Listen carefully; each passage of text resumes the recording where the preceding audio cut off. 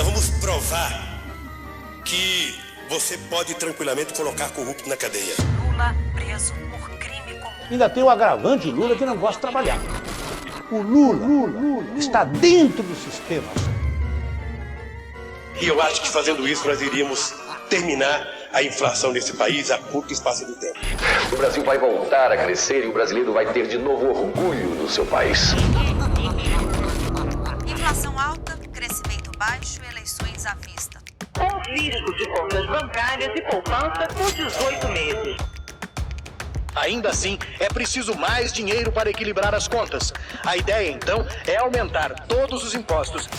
Acabo de assinar o ato que coloca em vigor, a partir de amanhã, uma forte redução na conta de luz de todos os brasileiros. A maior empresa pública do país perdeu mais da metade de seu valor de mercado. De onde veio o dinheiro sujo? Porque isso chama-se política.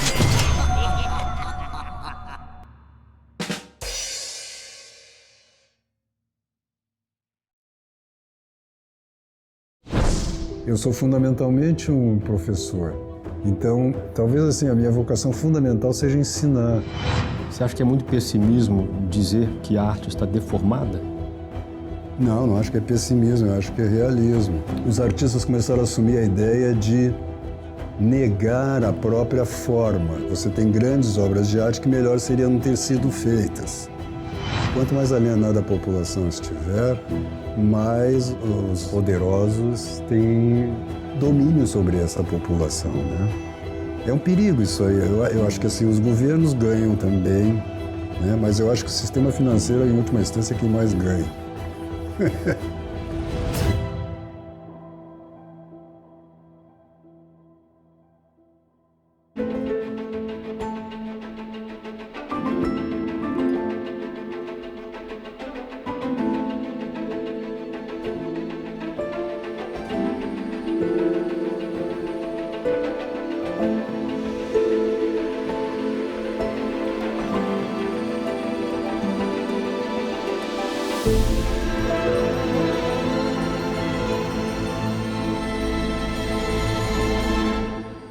Olá, seja bem-vindo ao Contraponto. Antes de começar o programa, queria te fazer um convite. A Brasil Paralelo está produzindo uma investigação inédita sobre a insegurança pública no Brasil.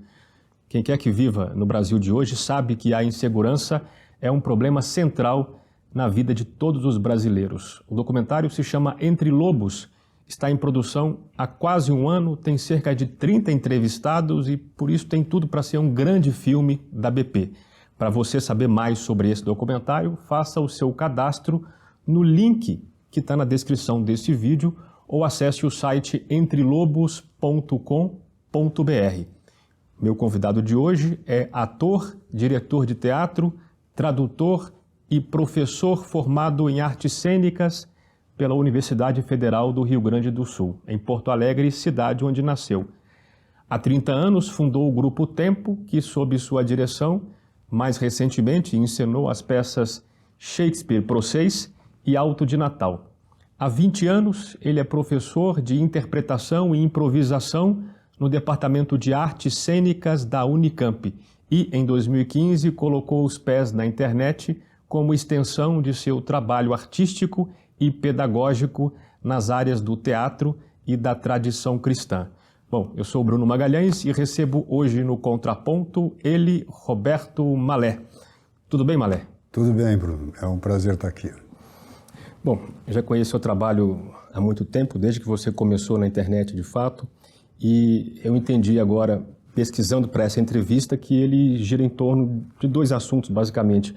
A interioridade, né, ou seja, a construção de algo interior e a expressão disso para as outras pessoas. Também ouvi você dizendo que a arte, ela instaura o ambiente em que nós vivemos, né? Cria a atmosfera da cultura. E também ouvi de você algo interessante, que o artista é esse mediador. É engraçado que eu sempre ouvi que o filósofo é o mediador, o Eros é o mediador, Platão disse isso, mas você disse que o artista é o mediador entre o pensamento e as demais pessoas. Sim. A questão é, de onde ele busca esse material para traduzir isso que ele pega e como que ele traduz isso? Ele é tanto... A própria palavra ator hipócrites, né, no grego, que veio dar no hipócrita, né, exatamente pela ideia de fingimento, né, de que o ator seria um fingidor. É um fingidor, né? Como diz Fernando Pessoa. Como diz o Fernando Pessoa, o poeta é um fingidor, e ele diz brilhantemente, né, ele finge tão completamente que chega a fingir que é dor, a dor que deveras sente. Então essa tradução entre uma experiência que inclui a inteligência, porque é uma experiência humana, né? A experiência da realidade seria a fonte disto, né? Segundo o que você pergunta, e a expressão desta experiência, né? Quer dizer, esse fingimento, né?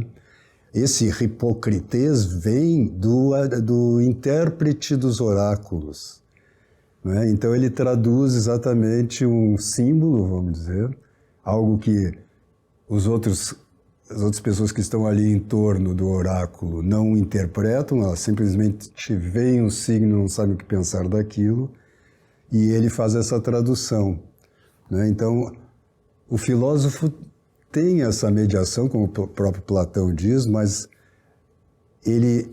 essa mediação se dá em termos de meditação, de raciocínio, né? De exposição, vamos dizer assim, a partir da inteligência, mas em parte porque o próprio Platão era poeta, né? E quando a gente chega nos finais, né, dos livros dele, ele, em geral, quando chega num assunto que já é praticamente impossível traduzir no discurso racional, ele entra com um mito. E, portanto, ele entra com a arte, ele entra com a poesia. E nos dá um símbolo, né? Então, a diferença é que o filósofo ele traduz isto num discurso mais ou menos ordenado, mas é discursivo e é racional. Enquanto o artista traduz essas percepções em símbolos, em imagens, né, que tem uma carga simbólica. Então ele é um mediador. O filósofo, essa mediação do filósofo não atinge a maioria da população. Né? Se o homem comum abre um livro de Platão, abre um livro de São Tomás, né? É um enigma para ele, né? Então você precisa de uma formação intelectual mesmo para receber o que ele mediou, vamos dizer assim. E o artista ao contrário. O artista ele traduz em símbolos que são acessíveis ao homem comum. Se a gente olhar a nossa cultura, né, na nossa não, qualquer cultura, mas pensando na nossa, nós estamos sendo bombardeados até hoje em dia de imagens, sejam visuais, sejam sonoras, que são produzidas por artistas, não é? Mesmo um professor, um filósofo, ele atinge uma parcela muito pequena da população, né? Já o artista pode estudar esses filósofos, né? E os assuntos que um professor desenvolve, mas quando ele vai traduzir isto, ele traduz a partir da experiência da realidade e não traduz uma teoria, vamos dizer assim, né?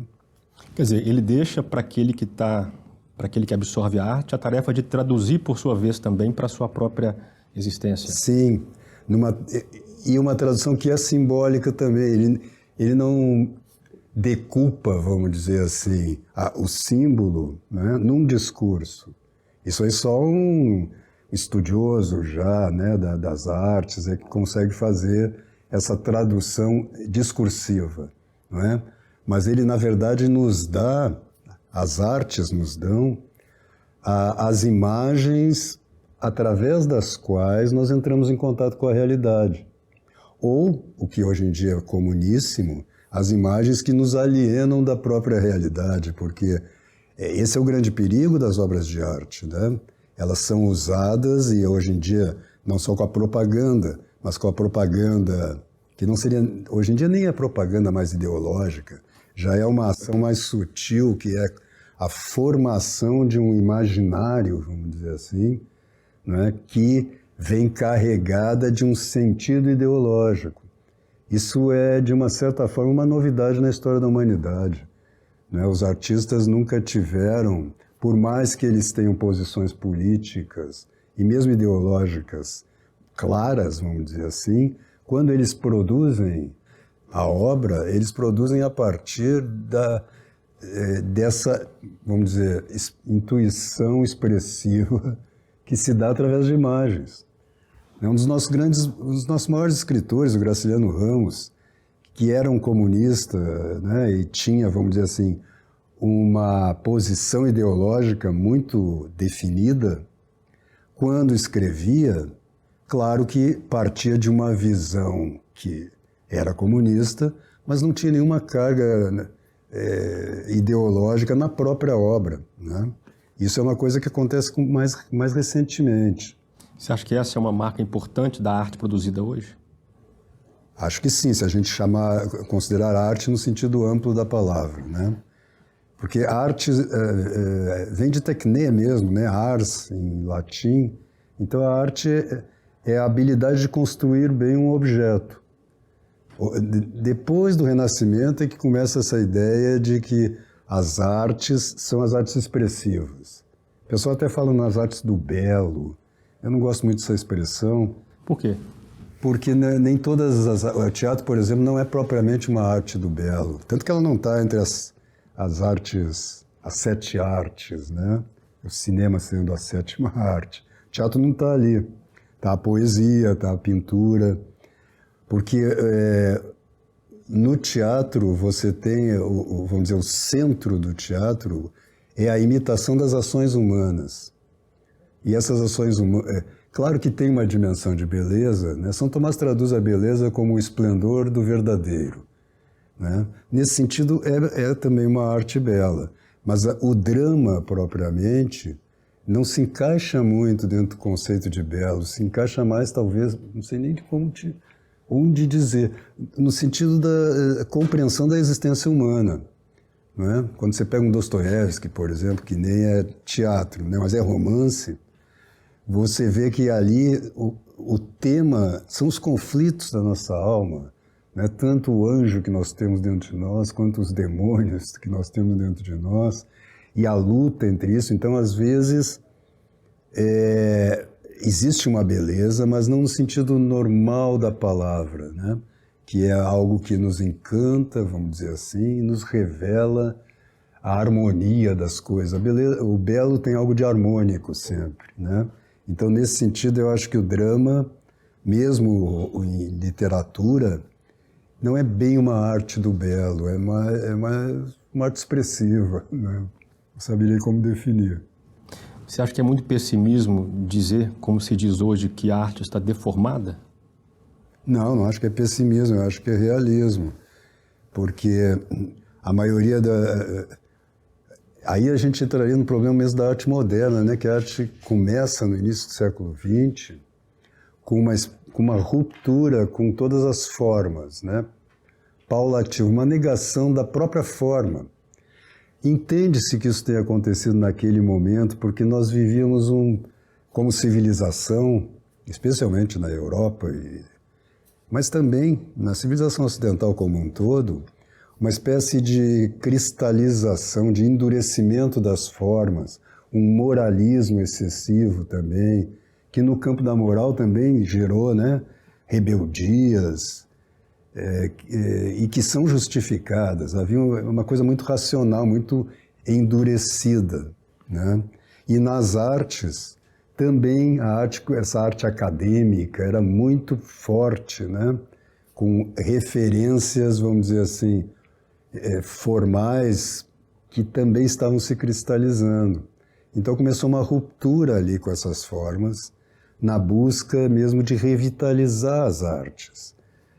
Mas os artistas começaram a assumir a ideia de negar a própria forma, para encontrar, dentro desse contexto mesmo da cristalização, para encontrar a vida real que estava pulsando e que parecia que nas artes não aconteciam. Sabe, se você pensar a arte burguesa, as óperas, né, naqueles teatros em que assim estava todo mundo impecavelmente vestido, era todo mundo muito bem educado. Se você comparar o teatro dessa época, né, E mesmo o teatro hoje, se você pega os grandes teatros, assim, todo mundo é em silêncio, não é? Respeitando a obra, não é? E comparar com uma peça do Shakespeare, não é? Em que você tinha o povão assistindo, que reagia, falava alto, tinha vendedores no meio da plateia, era uma espécie, tinha um caos ali, era mais próximo do futebol do que de um teatro burguês, né? Então, eles começaram a romper com isso, só que chegou um momento que já tinham quebrado com todas as coisas, e aí não sobrou nada, não é?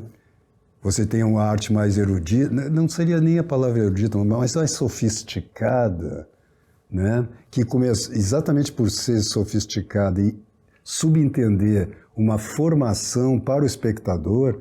Quando você pega um dodecafonismo, quem é que entende aquilo lá? É preciso muita formação cultural para captar a beleza que há ali, né? O que o Ortega y Gasset falou um pouco lá em 30, 40, né, sobre a desumanização da arte, né? A arte começou a perder contato com o povão. Povão que eu digo as pessoas comuns, né? E começou a ser uma coisa também inédita, eu acho, na história da humanidade, que é a produção de obras de arte para artistas. Porque fora do âmbito artista ninguém estava entendendo o que estava acontecendo, né? Aí depois a gente vê a cultura pop, né, de Orwell, etc., que criam aí sim uma arte mais popular, mas que está já veiculada pela mídia, né? Aí o que aconteceu? Aí, aos poucos, a coisa foi degradando, e o que a gente vê hoje, quando tem uma forma, ela é muito primária, e aí eu acho que não tá, é uma consequência de uma coisa muito mais ampla, social mesmo e cultural, né? Que é uma espécie de desaparecimento das dimensões mais altas da existência. As artes ficam ou se rebelando e tentando ainda na esteira aí do movimento comunista e da escola de Frankfurt, destruindo a cultura ocidental cristã, né, na esperança de que surja algo que seria melhor, né? Ou então você tem uma arte que apela aos instintos mais básicos, né? Que no fundo assim são sexuais. Se a gente olhar, né, o que a gente ouve em geral em música hoje, está muito apelando mesmo para uma coisa muito corporal, sem nenhuma... Quando eles falam em amor, eles estão falando em sexo, na verdade. Não tem nada contra sexo, mas sexo é sexo e amor é amor, né? Nos últimos 30 anos isso piorou formidavelmente. Mas é curioso que você fala dessa expressão do Ortega y Gasset, a arte que foi desumanizada, ou seja, foi afastada do homem comum. Hoje em dia, qualquer pessoa tem um smartphone, está ouvindo uma música e essa música não é aquela arte da qual fomos alijados, né? Não. Pois é. É uma outra coisa aí que apareceu. Quem que ganha com isso? Com o estado da arte atual? A arte consumida pela população. Olha, os poderosos, as grandes fortunas, esse pessoal que está querendo forjar um novo mundo aí, essa nova ordem mundial, que é uma novíssima ordem, não é mais a nova ordem mundial que se pensava, né? É uma outra coisa. Mas eu acho que são as pessoas, porque se você pegue, por exemplo, a formação de um filho do Rockefeller, é arte tradicional. Ele não vai... Né? Isso aqui é feito para, vamos dizer, alienar a população. Quanto mais alienada a população estiver, mais os poderosos têm domínio sobre essa população, né? É um perigo isso aí. Eu acho que assim, os governos ganham também, né? Mas eu acho que o sistema financeiro, em última instância, é quem mais ganha. Você fala muito da ideia de que, quer dizer, que não é sua, claro, é de Aristóteles lá atrás, né? De que a arte é a produção de um objeto externo, né? e de que a moral, por sua vez, é a modificação do próprio agente, né? Sim. Mas estava pensando sobre isso, o artista, ao produzir uma boa ou uma má obra de arte, ele de algum modo se modifica também, quer dizer, isso retorna a ele, isso volta a ele se torna melhor ou pior conforme a qualidade da sua obra. Isso significa que a arte pode ser julgada moralmente? Eu acho que não enquanto arte, né, mas dentro, inserida num contexto mais amplo, humano mesmo, sim, você poderia fazer um julgamento moral, vamos dizer, sobre as obras de arte. Você tem grandes obras de arte que melhor seria não ter sido feitas. Você está entendendo? Mas você não pode negar uma grande obra de arte que não precisaria ter sido feita. Por exemplo? Não sei, eu vou deixar para daqui a pouco, vou deixar processando no meu cérebro aqui, ver se acho alguma grande... Algumas obras do Brecht, por exemplo, eu acho que encaixam-se nisso, porque elas têm uma... Mas eu não consideraria o Brecht... Eu acho que, assim, das grandes obras de arte, aí não. Né? Acho que as grandes obras de arte, o que caracteriza elas é a universalidade. Portanto, elas transcendem esses problemas. Quer dizer, elas, por mais que tenham, vamos dizer, aspectos que podem ter um efeito pernicioso, eles dentro do contexto, eles já não são perniciosos. Né? Então, se houver sinceridade, uma profunda sinceridade do artista, por mais que ele esteja errado em alguns pontos, ele é mais benéfico para a sociedade do que um artista que, vamos dizer, seja moralmente muito bem formado, seja um homem bom, mas não domine o seu ofício. Este é um problema que aconteceu também no Ocidente moderno. Uma progressiva alienação dos artistas da dimensão religiosa, né? O que veio hoje a acabar numa produção que eles chamam de arte aquilo ali, de arte litúrgica, mas não é. Sabe, o que aconteceu, né, na segunda metade do século com a igreja, aqui no Brasil, por exemplo, é a construção de templos que não são templos, que são caixas, muitas vezes, quando não são aberrações que passam lá na cabeça do artista. Nós temos lá a própria Catedral de Brasília como exemplo disso, né? E na música pseudo-litúrgica também. A música que se toca nas missas não é uma música litúrgica. No máximo, ela é uma música devocional. Né? Então, não são grandes artistas que estão fazendo isso aí. Você vê na música popular, por exemplo, não de agora, que até eu conheço muito mal, mas da minha juventude, você vê exemplos de canções que cairiam melhor numa missa do que o que a gente ouve aí. Né? Como, por exemplo, Eu Sei Que Vou Te Amar, do Tom Jobim e Vinícius. Romaria, por exemplo. Hein? Romaria. Romaria. Né? Romaria mais ainda porque está assentada mesmo numa tradição popular mesmo. Não vem da mídia. As pessoas confundem arte popular com arte midiática, né? Com a arte veiculada pela mídia. Pop, talvez a gente pudesse chamar. E elas acham que isso é popular, não é. O popular vem do povão mesmo, né? Das tradições seculares, né? E que estão acabando de uma certa forma, né? Não sei se eu te respondi ou se eu tergiversei aqui. Por aí que eu estava imaginando achar algum tesouro. E eu acho que tem muitos. Eu acho que eu tenho muita esperança no Brasil. Eu acho que o Brasil tem uma arte popular que ainda não foi extinguida, mas que se nós não fizermos algo por ela, vai morrer. Fazer o quê, por exemplo? Fomentá-la de uma certa forma, mas sem tentar utilizá-la para projetos políticos ou sociais. Pelo contrário. Mas o que acontece... E aí entra o sistema... O pessoal quer ganhar dinheiro com isso também, né? Então você vê que alguns eventos, como aquele festival de São Luís de Parintins, enfim, festivais como no Rio Grande do Sul tem muito também, de música gauchesca, né? eles começam a ser absorvidos pela mídia e às vezes também por empresários que estão ali. Ainda eu entendo que o empresário queira ganhar dinheiro, não esteja pouco se lixando para a arte popular, não é? Mas isso acaba impedindo que essa tradição cresça, né, e se desenvolva.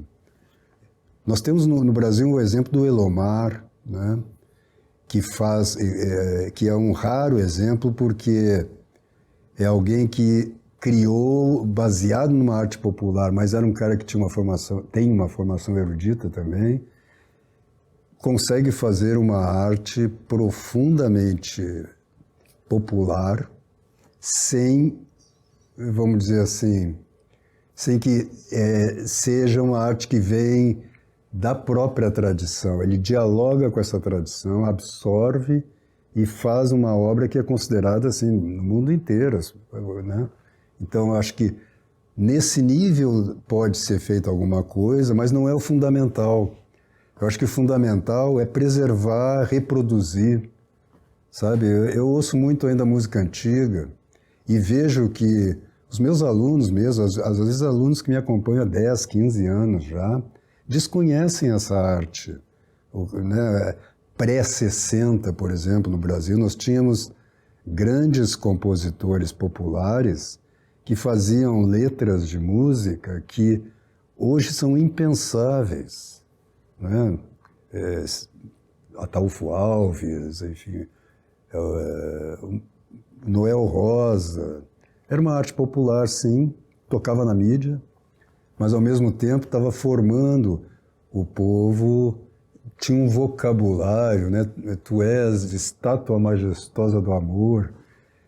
É um poema que hoje os poetas, em geral, não chegam nesse nível, né?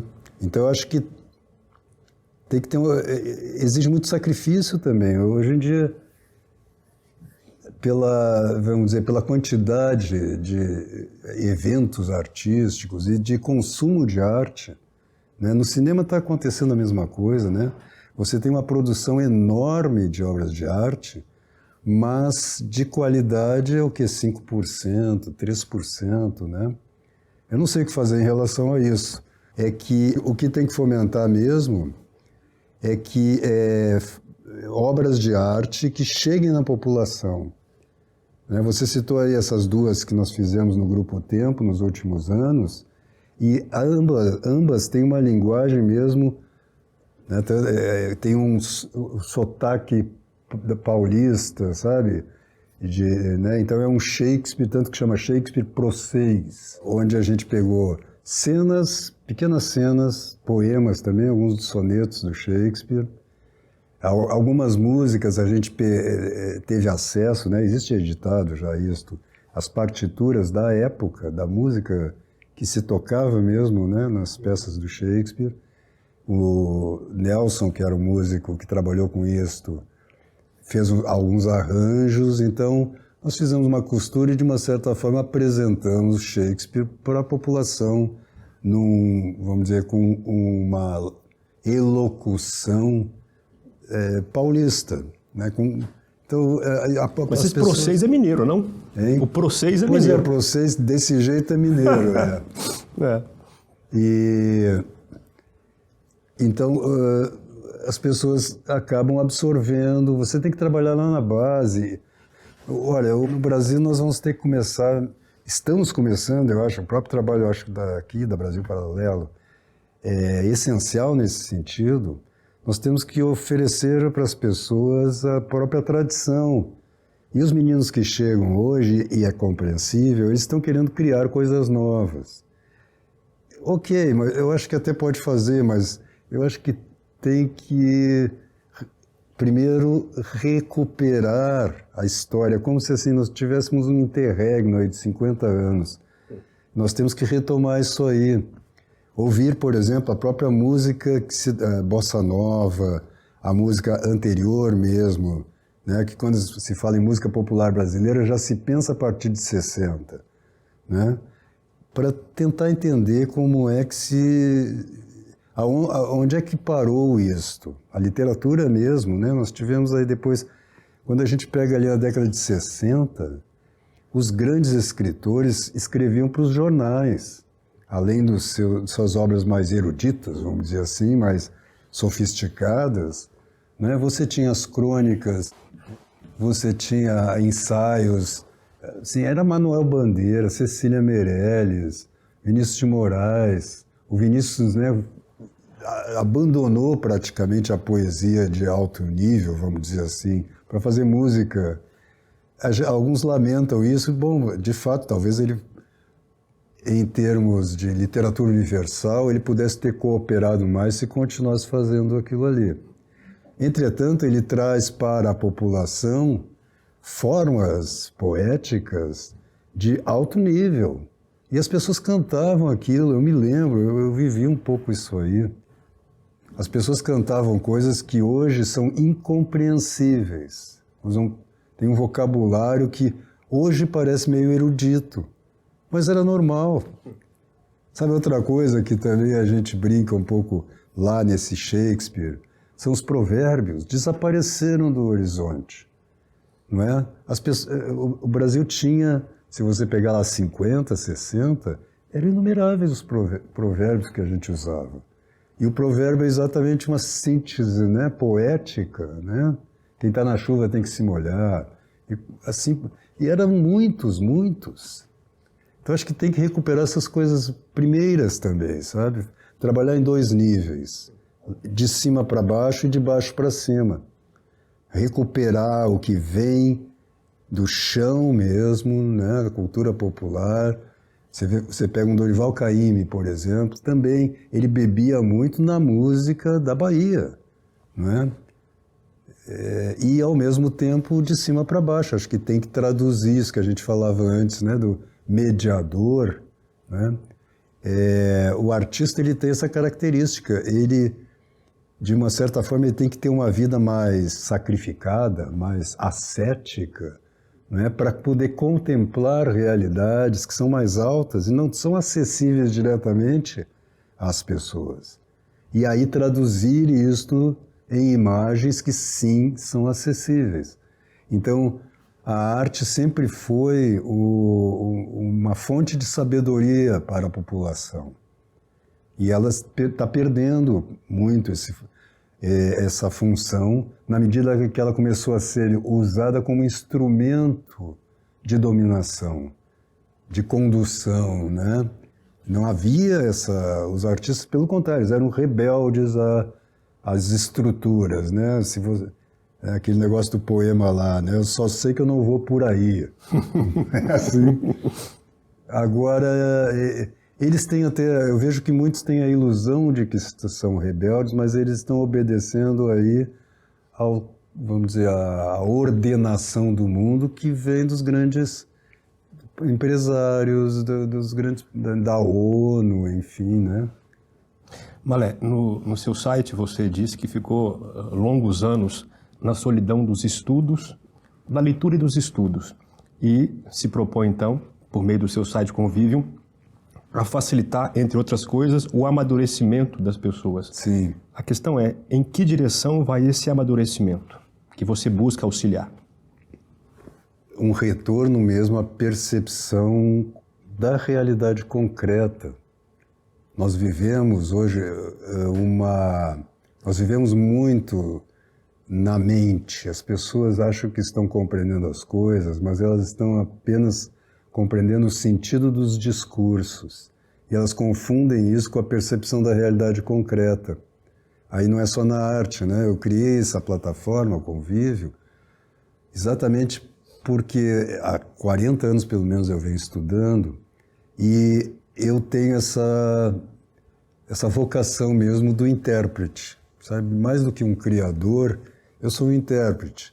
Então eu sou capaz de trocar em miúdos, vamos dizer assim, né, conceitos que lá no Platão, lá no São Tomás, enfim, são muito árduos de captar, né? E então, no meio próprio cristão, onde eu me movo muito, eu sou católico, vejo que as pessoas não compreendem mais o que é o cristianismo, porque elas, para compreender hoje, você já não tem, e aí vale também para a visão da própria realidade, você já não tem uma cultura que esteja, vamos dizer, em harmonia com a própria realidade, é uma cultura forjada pelos intelectuais, né, e artistas. Então você já não tem isto, mas ao mesmo tempo você não pode exigir que a maioria das pessoas se debruce sobre os estudos, porque não é a vocação delas. Então eu acho que hoje é necessário mesmo aparecerem muitos mediadores, pessoas que sejam capazes de estudar profundamente, mas de traduzir isso de tal forma que seja oferecido para as pessoas sem que elas precisem fazer trabalho intelectual. A classe intelectual, em geral, sempre nas culturas, nas civilizações, é uma classe pequena. São pessoas que aguentam isto aí e que têm vocação para isto, né? Então, o que eu me proponho é justamente traduzir essas ideias, né, de uma forma acessível. Não são difíceis de captar. Elas são difíceis de você captar num nível mais profundo. Mas não é necessário para a vida comum. Você, por exemplo, lembrar que vai morrer devia ser cotidiano. Mas a morte desapareceu, né, do nosso horizonte praticamente. Agora com o Covid isso melhorou, né? Mas melhorou em termos, porque as pessoas estão com uma relação neurótica com a morte. Eu queria perguntar se esse nosso retorno ao tema da morte foi um bom retorno. Não foi. Eu acho que assim, a maioria das pessoas ficou muito abalada com este problema. De repente se descobriu que se morre. Entendendo? Né? Se você deve conhecer um ensaio do Walter Benjamin, ali acho que 37, por aí, em que ele fala justamente disso, de que a cultura ali já tinha alijado a morte, ninguém mais pensava na morte. E ele usa o exemplo também de que as pessoas antes morriam em casa, né? Então vocês tinham sempre o quarto onde fulano morreu, o quarto onde fulano nasceu, né? E que já na época as pessoas já morriam alijadas no hospital, muitas vezes desacordadas, não é? Então que a morte ela foi expulsa da realidade cotidiana, né? E agora com o Covid isto volta a aparecer pela peste que se estabeleceu, né? Nós vivemos eu prefiro chamar de peste mesmo, que é a palavra tradicional para isso, né? Sempre foi peste, agora é que o pessoal chama de pandemia. Veio a realidade da morte, então as pessoas ficam apavoradas de uma tal maneira que você vê essas pessoas estão muito frágeis. Elas não conseguem olhar para a realidade concreta com uma certa sabedoria, com uma certa tranquilidade, como os nossos avós olhavam. Não é? A morte faz parte da vida. Se não houvesse morte, não haveria vida também, não é? Mas hoje em dia nós temos o nosso horizonte muito estreito. Né? Então, a vida eterna, mesmo para os cristãos, você vê o que aconteceu no âmbito religioso. Eu não fico assustado, porque na minha idade a gente não se assusta mais com nada. Mas eu fico embasbacado, vendo a paura que as pessoas têm, sabe? Com a pseudoproteção que uma máscara dá, né? Então, elas ficam assustadíssimas quando você está sem... Agora já melhorou um pouco, agora estamos saindo, né? Mas ainda assim, aconteceu algo que era impensável há alguns séculos atrás. Né? Eu me lembro de imagens, né? Fotos daquela peste, a peste acho que era bubônica, aquela peste no início do século XIV. Nelson Rodrigues tem muitas páginas sobre esse período. E tem fotos nos estádios de futebol, que estava todo mundo lá com máscara, mas as pessoas iam assistir o jogo de futebol. Estavam tranquilos, e de vez em quando o quê? Alguém morria. Bom, mas sempre foi assim. De vez em quando alguém morre, não é isso? Um outro tema muito comum no seu trabalho público é vida interior. Sim. O que é vida interior e como uma pessoa pode saber se tem ou não tem? Não, todo mundo tem vida interior, só que o que aconteceu é que as pessoas estão muito alienadas da sua própria interioridade, né? O Cristo diz lá no Evangelho, num determinado momento, né, ele está falando de outra coisa, está falando sobre a ideia de pureza lá, excessiva dos fariseus, né? E ele diz, vocês se preocupam com o que está dentro, né, do copo, né, mas não se preocupam ou melhor, se preocupam com o que está fora e não com o que está dentro, né? E aí ele diz, mas quem fez o que está dentro é o mesmo que fez o que está fora. Então a vida interior não é uma vida isolada. A vida interior é a vida da nossa consciência, né? Mas que não está separada da vida exterior. É uma relação, né? Quer dizer, nós crescemos absorvendo o que os outros homens criaram, né? O que o próprio Deus criou, a própria natureza. Uma coisa que eu venho insistindo muito é que as pessoas voltem a olhar para a natureza. Mas aí quando elas olham para a natureza, elas ficam embevecidas com a natureza, que de fato ela é muito bela, mas não percebem o sentido disso tudo. Então elas começam a viver, elas começam a absorver a natureza como quem toma um sorvete. Elas têm prazer em ficar na beira do mar. Mas e você percebe que o mar é um símbolo do infinito, por exemplo, que quando você olha para o mar, de uma certa forma, você está captando a realidade da infinitude divina. A maioria nem passa pela cabeça das pessoas isso. As pessoas não olham mais para o céu, especialmente no ambiente urbano, né? Então elas estão desorientadas, elas estão fisicamente desorientadas. Se você perguntar para alguém que está passando na rua onde é o leste, a pessoa não sabe. Por quê? Porque ela não sabe onde nasce o sol. Você vê o nível que a gente chegou. Né? Então a vida interior é a vida da inteligência e do amor, né? Que são aquilo que é interior no sentido que não pode ser tocado. Né? Mas, ao mesmo tempo, a comunicação que se dá entre nós, mesmo entre eu e você, que estamos aqui concretamente, se dá através dos corpos. Então, mesmo quem fez o que está dentro, fez também o que está fora. Né? Então, Deus se revela para nós através da natureza, do mundo que Ele criou, e, portanto, de fora para dentro, e se revela para nós no nosso interior também, porque é Ele quem está nos mantendo na existência. E, portanto, Ele está no centro da nossa alma, né? Como disse Santo Agostinho, Ele é mais eu do que eu mesmo, não é? Então, a vida propriamente interior, a vida de oração, de meditação, é quando você se volta para esse centro e tenta abrir-se, mais do que assim entrar em contato, abrir-se para essa realidade que está presente no seu centro, né? Então, tem uma espécie de dialética aí entre o fora e o dentro. Acontece que nós ficamos só para fora atualmente. Tudo, né? As pessoas não aguentam 5 minutos de silêncio, sozinhas. Elas abrem o celular, ou ligam a televisão, 5 minutos. Porque elas se perguntam, mas o que eu vou fazer? Isso não é para fazer nada, é só para... Ao contrário, deixa Deus fazer, deixa o universo fazer.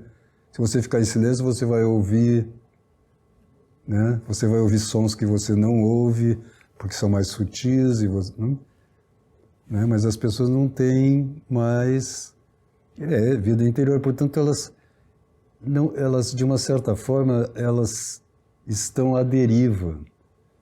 Elas são conduzidas pelos acontecimentos só, né?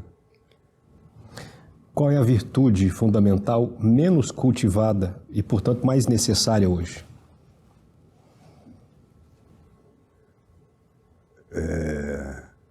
Eu acho que é o amor, a caridade, no sentido de virtude, mas aí é virtude teologal já, né?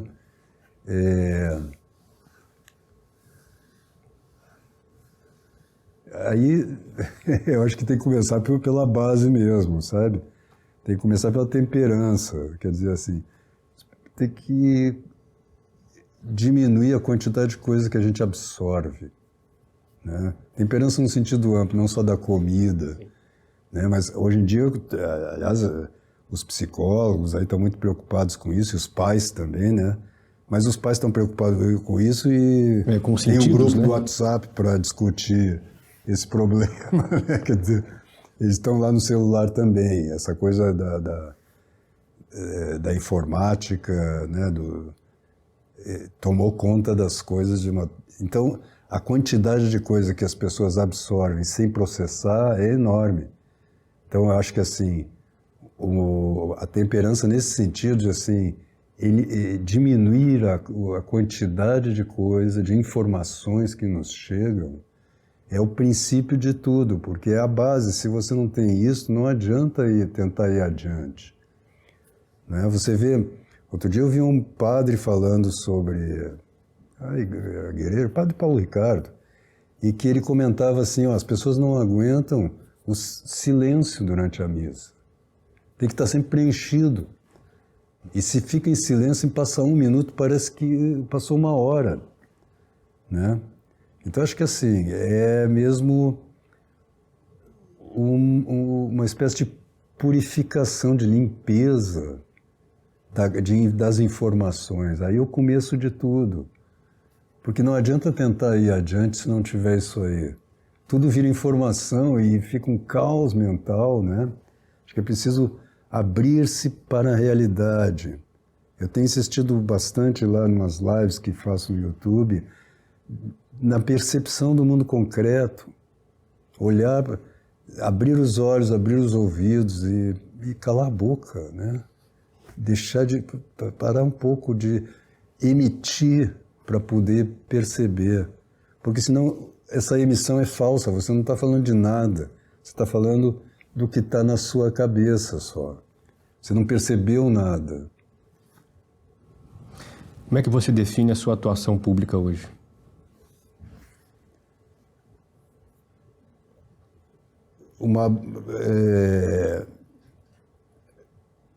Tentar dar para as pessoas uma base para que a inteligência delas comece a ver mais, né? Seja através da arte, seja através da meditação. Acho que tem esses 2 pontos fundamentais, né? A compreensão das obras de arte e até do papel, ou melhor, do ofício do Criador, né? E, por um outro lado, ensinar como meditar sobre a realidade, ou seja, como absorver a realidade. A realidade é uma fonte de sabedoria, né?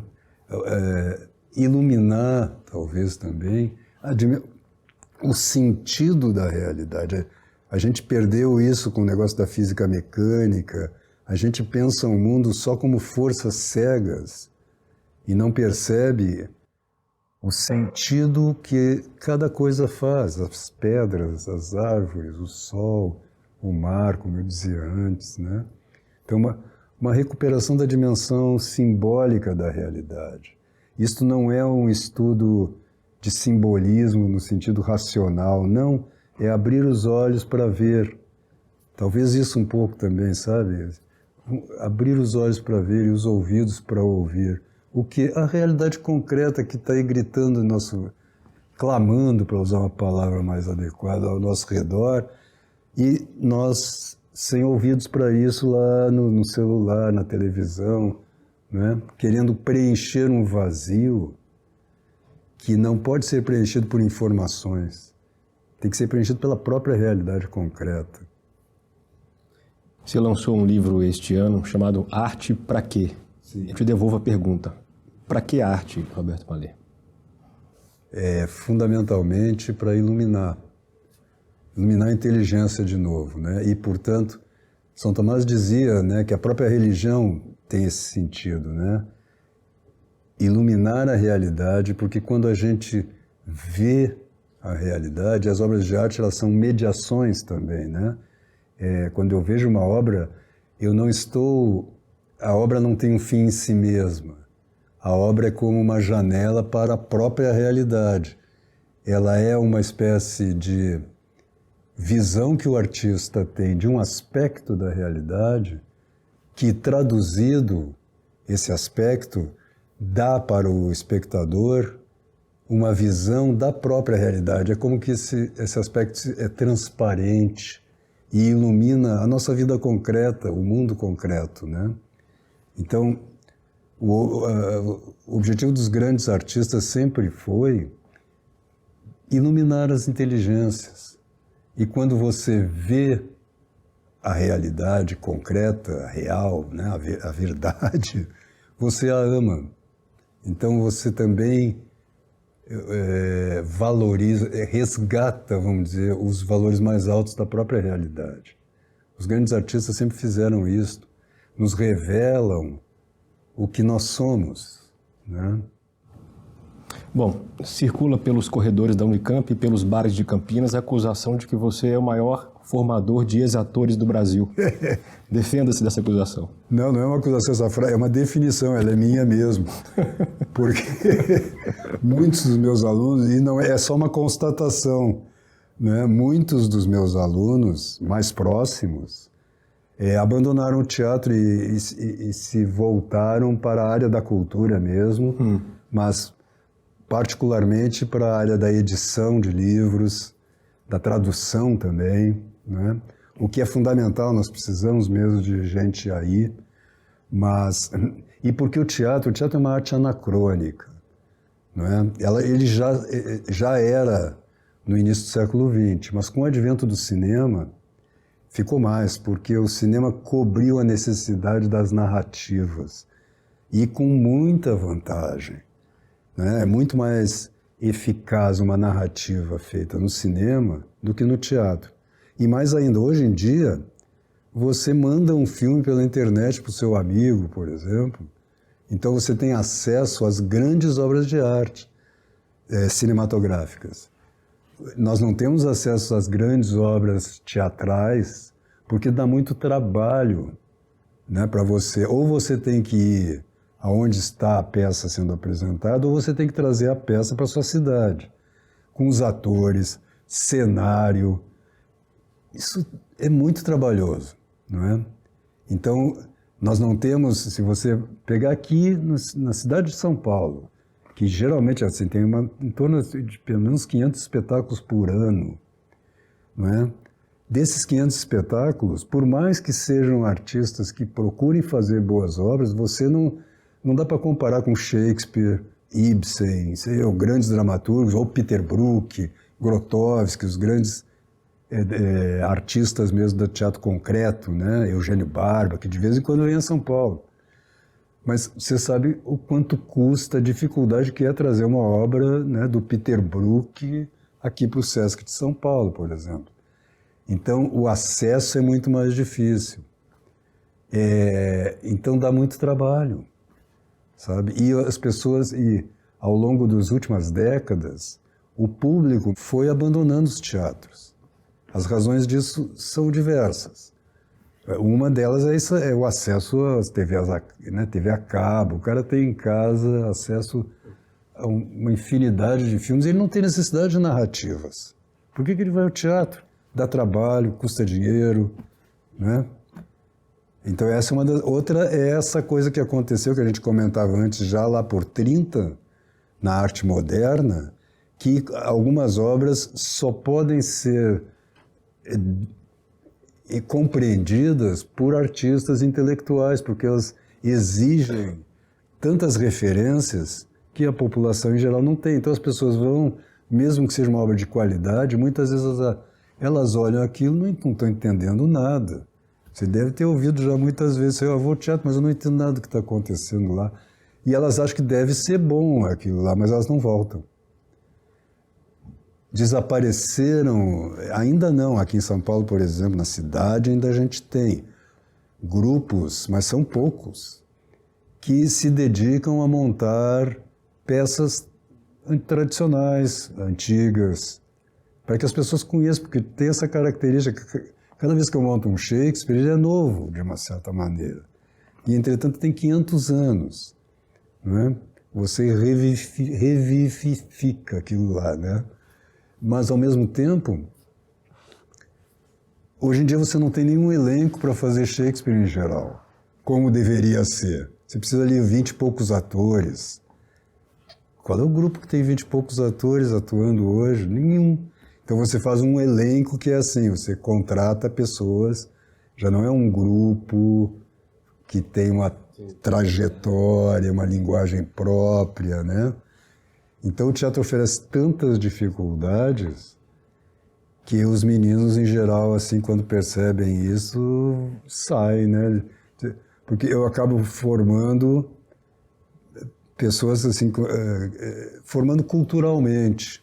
Pois é, eu queria saber isso, porque a sua resposta está indicando que, bom, o teatro hoje é assim e os alunos, então, preferem mudar de perspectiva, mas a brincadeira que você faz parece indicar que você protagoniza algum papel nessa mudança dos alunos.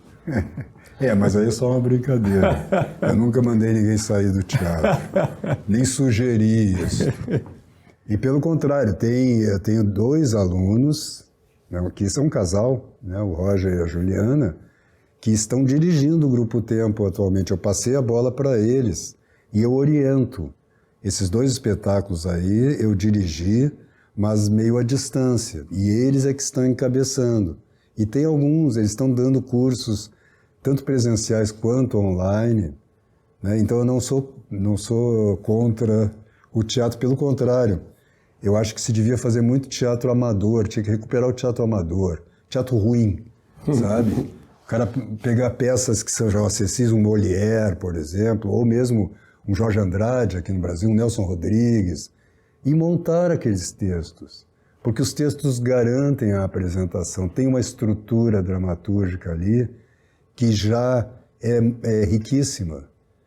E se as pessoas têm um razoável talento, elas não precisam mais do que isso para fazer.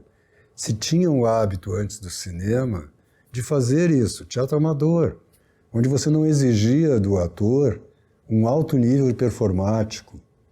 Né? Se você pegar na Rússia ali, a gente tem notícia, né, de que Gogol, o pessoal fazia teatro, de vez em quando fazia, mas era outra realidade, né? Então eu sou a favor, eu acho que é preciso recuperar o teatro amador, os cursos livres, sabe? O problema é que, assim, é preciso também formar pessoas para fazerem isto, porque houve essa influência muito grande aí do desconstrucionismo, né, da arte contemporânea, e que não cuida mais do aspecto formal, está mais preocupado com o sentido, com o conteúdo, que tem seu lugar, evidentemente, mas não basta só conteúdo, né? A obra de arte é caracterizada pela forma, não pelo conteúdo, né? E isso daria, eu vejo, as pessoas entram em contato comigo, às vezes pela internet, perguntando isso onde tem um curso, eu queria fazer teatro. E pessoas que têm profissões, ela não quer ser um profissional de teatro, né? E o teatro funcionaria muito bem nesse sentido. Pois é, um outro ponto que eu vi você falando, que as técnicas de teatro podem ajudar as pessoas a viver Sim. melhor. Como assim? Porque o teatro trata fundamentalmente do problema da ação humana, né? O tema do teatro é a ação humana e os conflitos que ela gera, os obstáculos que ela encontra, inter-relações pessoais, né? Mas eu penso mais até particularmente nisto, que o domínio, por exemplo, a recuperação da organicidade física, né? Que no teatro é necessária, né? Existem algumas técnicas de relaxamento, por exemplo, e mesmo de expressão corporal, que não é propriamente dança ou expressão corporal como as pessoas entendem, mas um corpo livre de entraves, né? Isso pode ser adquirido por técnicas, por exercícios teatrais básicos, né? E hoje em dia as pessoas são muito travadas, especialmente as pessoas que vivem no ambiente urbano, né? Que é a grande maioria. Então, Isto é uma das coisas que o teatro pode dar para as pessoas. Outra é a compreensão da própria ação humana, né? A ideia de que toda ação tem um objetivo, começar a identificar isso na sua própria vida e perceber como as intenções... Por exemplo, se você pega uma peça como Macbeth, em que você vê que há uma luta constante da personagem entre os seus ideais, vamos dizer assim, que ele persegue mesmo, entre a nobreza de ideais, né, e os seus instintos, né, os seus desejos, essa tensão entre desejo e vontade, né, é um tema do teatro. Então as pessoas descobrirem que elas podem trabalhar com as suas paixões, por exemplo, né, que se você está deprimido, por exemplo, o seu corpo acompanha esse estado de alma. Então, se você modificar a qualidade do seu corpo, né, e colocar ele aqui, parte da depressão já vai embora, né? Então, que você é capaz de, vamos dizer, dominar em boa parte de suas emoções e não ser vítima delas, como a maioria das pessoas é. Ou se você está muito agitado, entusiasmado, se você respirar, se você tiver um certo domínio sobre a sua musculatura e seu organismo físico, você acalma-se, né? Então, o domínio sobre essa relação entre estado físico e estado de alma é um assunto do teatro, do trabalho do ator, que seria muito benéfico para a maioria das pessoas. Você poderia fazer um curso sobre, assim, aprenda a viver melhor, sabe? Só mostrando como a minha relação com o corpo determina o meu estado de alma. Essa coisa que as pessoas às vezes me perguntam, eu fico muito nervoso quando eu vou falar em público, não é? Por quê? Porque a pessoa não respira. No dia a dia, isso não tem muito problema, ela continua viva, comendo, falando, etc. Mas quando ela vai para uma situação mais exigente e que pede uma relação corporal mesmo, né? Ela não consegue, ela não está à altura da situação. E isto por quê? Porque, de fato, ela não sabe respirar. Ela expira, ela não expira quase. A respiração dela está aqui em cima, em geral, não é abdominal, que é a respiração orgânica. Então, as técnicas de formação do ator, elas buscam a recuperação da organicidade física. E isto tem um efeito muito grande sobre o psiquismo, sobre a alma, né? Bom, o seu perfil de professor de teatro e com uma abertura sincera à religião é bastante incomum hoje em dia, né? Especialmente a religião católica. Católica, principalmente, Essa sua característica, de algum modo, repercutiu ou repercute no modo como os professores e alunos da Unicamp enxergam você? Em alguns, eu acho, naqueles mais preconceituosos em relação ao catolicismo. Mas não é uma coisa não é uma pressão que eu sinta, vamos dizer assim. Não. Meu diálogo com os colegas não tem problema nenhum. Nunca tive. E alunos, com a sua maioria, também não. Agora, alguns que têm essa referência, né, e que identificam o catolicismo com uma espécie de reacionarismo, uma coisa dura, né, que está um pouco no imaginário das pessoas, aí tem uma certa dificuldade.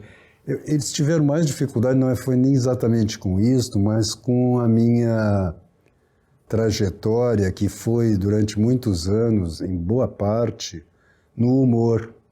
No humor? No humor. Porque hoje em dia não dá mais para fazer piada, né? Você só pode... Sobre católico dá, sobre cristão aí tudo bem, sobre o Papa, mas as outras piadas em geral, sempre as pessoas se sentem ofendidas. Quando você, né, pega tipos, você vê que isso está desaparecendo da própria televisão. Se você pegar aquela escolinha do professor Raimundo, hoje, aquilo é impensável. porque são todos tipos, e o tipo, por definição, exagera um aspecto só da personalidade, né? É o avarento, ele só pensa em dinheiro. Então, se ele vai casar a filha dele, evidentemente, isso é um negócio para ele, quer saber quanto ele vai lucrar. Quanto ao avarento, aí não teria nenhum problema. Se você pega alguns outros tipos, hoje, as pessoas entendem que se você está fazendo uma piada sobre aquele tipo, você tem preconceito contra aquele tipo. Então, isto aí gerou uma certa confusão em alguns alunos, a ponto de chegar um momento em que eu terminei a minha carreira de humorista. Eu digo, não vou mais fazer piada. Porque aí até alguns diziam, não, mas não precisa parar de fazer piada, só, né, não pegar... Faça as piadas permitidas. Aí eu digo, não, aí eu não vou fazer. Ou eu faço, porque o humor tem isto, né? Ele ri de tudo. Não tem... E eles riam muito quando não era algo que eles consideravam preconceituoso. Não era. Claro, a gente sempre tem algumas coisas que a gente chama de preconceito. Mas, eu vivi no meio teatral 30 anos, direto, com todo tipo de gente, e nunca tive problema. Esses problemas começaram aos 15 anos, mais ou menos. Isso aí, houve uma mudança aí na nossa cultura. Em cima desse negócio, o pessoal fala da cultura do mimimi, né? Que assim, tudo ofende, você não pode brincar. Se o cara tem um nariz torto, você não pode falar que o nariz do cara é torto. E o humorista é aquele que vai exatamente nesse ponto, né? Eu acho que nisso o Nordeste ainda é mais saudável, porque é tão forte isso lá, essa cultura do riso, né? E o riso tem essa característica mesmo. Se te falta um dente, é a primeira coisa que o humorista vai fazer. Já, né, num ambiente de educação, você faz de conta que não está vendo, né? Porque, é claro, num ambiente sério você não faz humor. Então eu tive alguns problemas nesse sentido, mas não foram muitos também, não. Bom, o Ezra Pound diz que os artistas são as antenas da raça. Mas a nossa cosmovisão, o nosso imaginário hoje, sei que você concorda com isso, é basicamente cientificista. Sim. Minha pergunta é, qual que é o prejuízo desse imaginário cientificista para a nossa vida hoje e de que modo os artistas, em geral, protagonizam ou concorrem com essa cosmovisão? Eu acho que a maioria... eles são antenas da raça, mas tem que ver o que eles estão captando, né? O que está sendo transmitido, né? Então, eu acho que a grande maioria está transmitindo essa visão mecanicista da física moderna, das ciências, né? Quer dizer, já o Edmund Husserl já faz uma crítica a isso, com a fenomenologia, ali pela década de 20, 30, né, dizendo exatamente isso, que as ciências, elas tratam sempre de algum aspecto, elas recortam um aspecto da realidade e tratam só daquele aspecto. E que, portanto, elas não podem ter uma visão ampla, universal das coisas. É a filosofia, segundo Husserl, mas também a arte que pode exatamente ter uma visão universal e não ficar restrita a apenas um aspecto da realidade. E mais ainda, as ciências modernas, elas não só recortam esse aspecto da realidade, mas elas tratam muitas vezes esse aspecto como toda a realidade. E passam a interpretar toda a realidade a partir daquele pequeno recorte. Veja que os artistas hoje têm um pensamento que está, na maioria dos casos, baseado nas ciências. Ciências sociológicas, em geral, ou psicológicas, né? Mas são ciências também. E aí perdem essa universalidade, vamos dizer assim.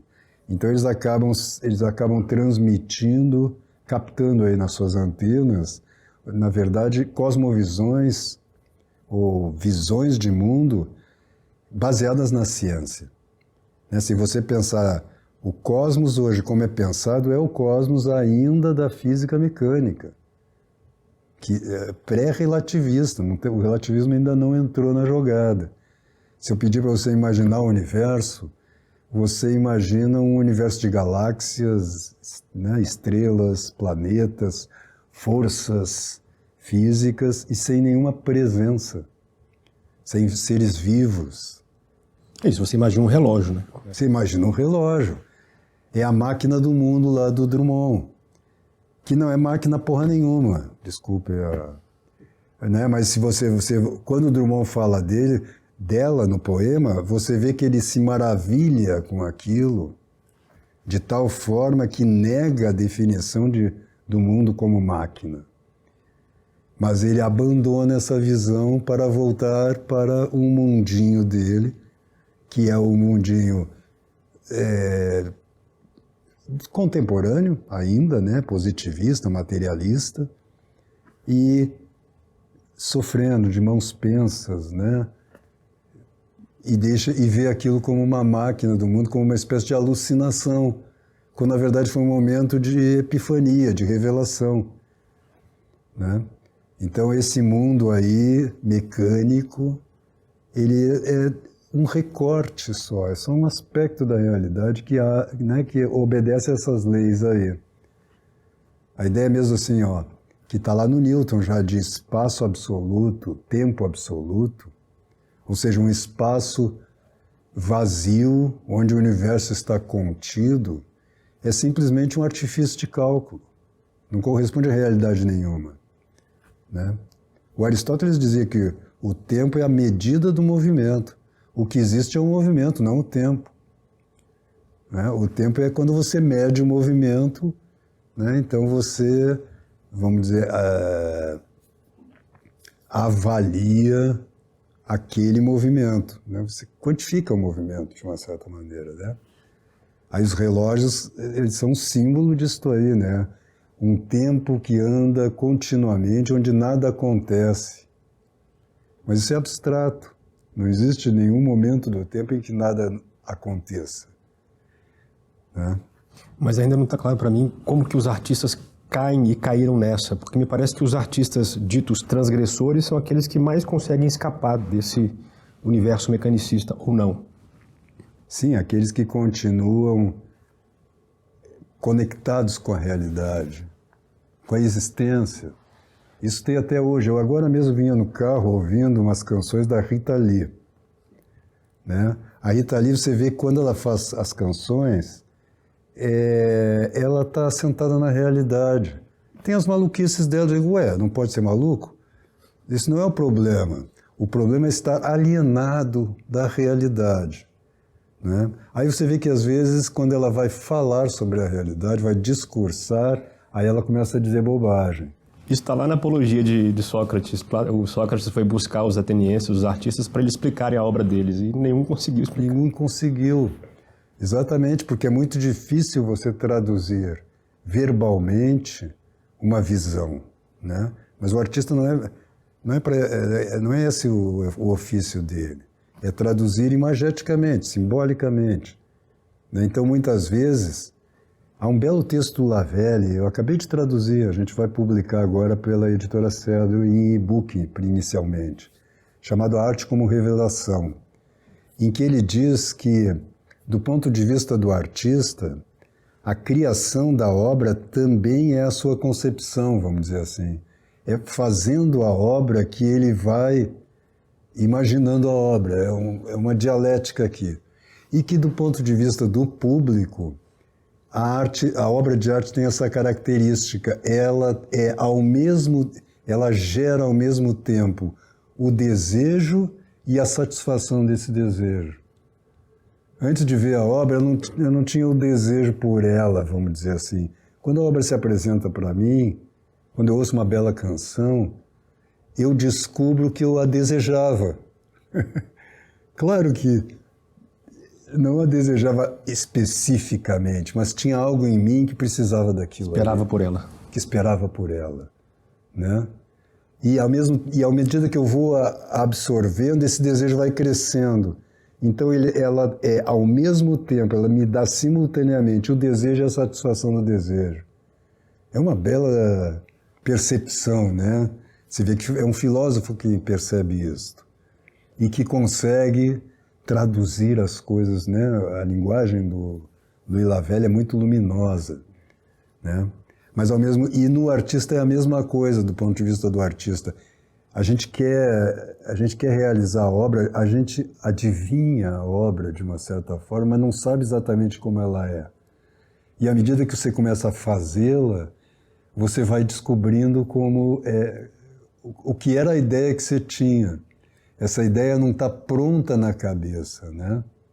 Então, você vê que artistas, independente do nível da arte dele, quando é um artista de verdade, ele não está tentando nem explicar o mundo, a máquina do mundo, e nem está tentando te dizer o que você deve pensar sobre o mundo ou o que você deve fazer da sua vida.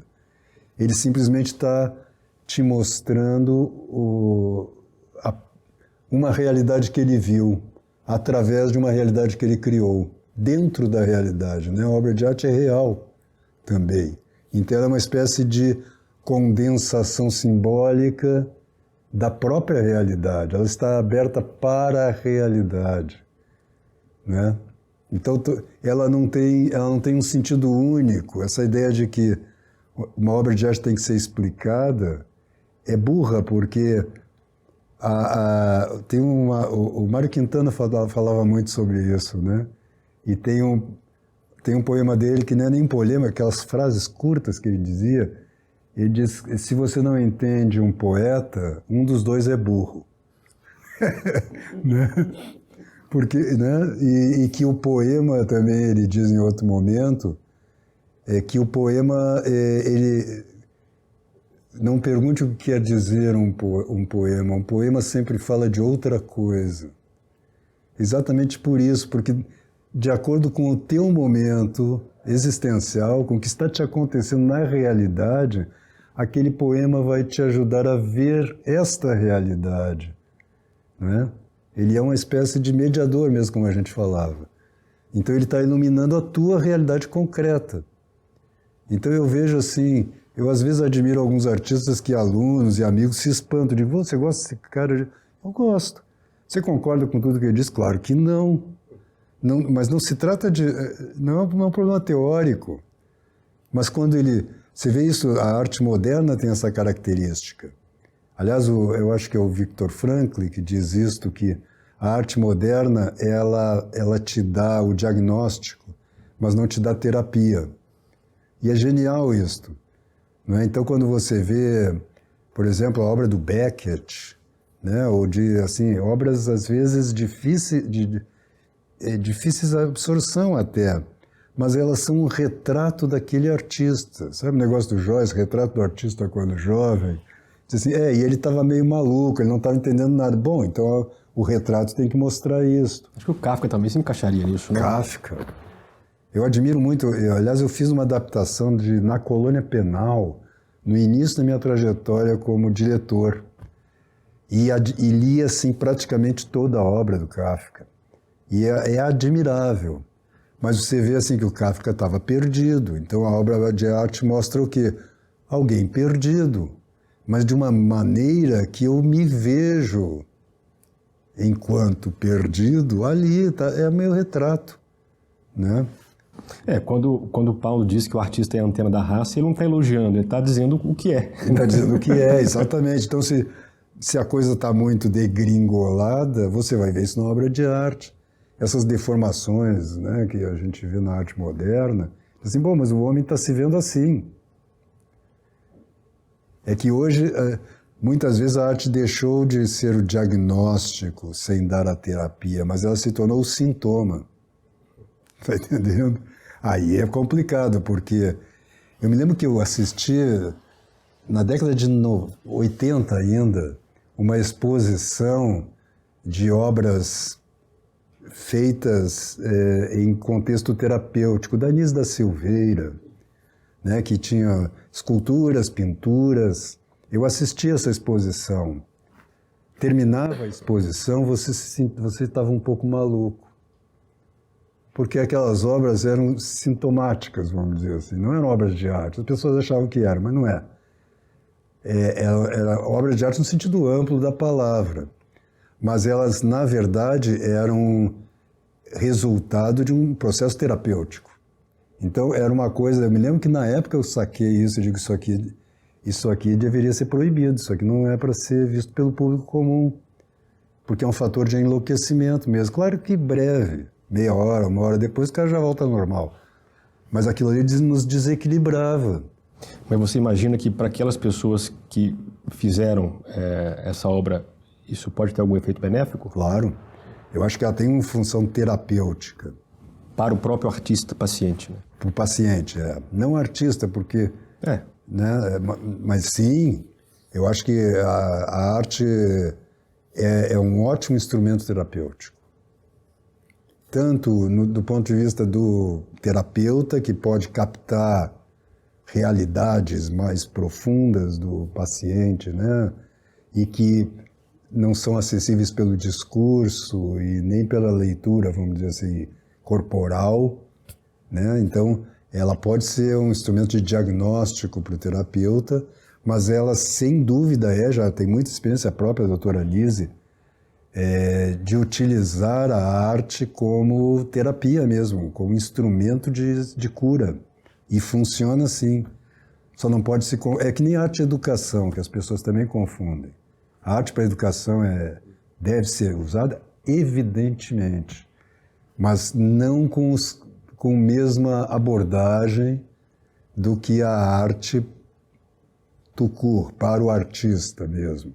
Porque aí você vai confundir as coisas. Você está entendendo?